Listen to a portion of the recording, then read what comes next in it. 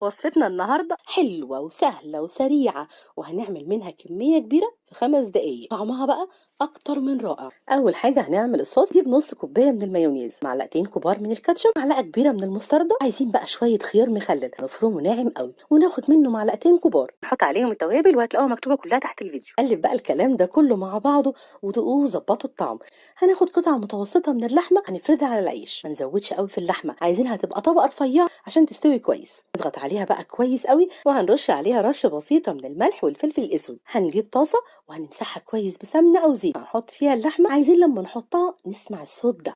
نخلي النار معانا وسط ونضغط بقى عليها. اول ما نلاقي لونها غير، خدت لون التحمير ده كده، نقلبها على الناحيه التانيه. نحط عليها بقى وهي سخنه كده جبنه شيدر او موتزاريلا، نسيبها ثواني بس الجبنه تسيح والعيش ياخد تحميصه خفيفه من تحت. هنحط بقى خس، شرايح بصل، خيار مخلل، واخر حاجه هنحط الصوص. وبقى عندكم وجبه برجر احلى من اي برجر هتجيبوه من بره.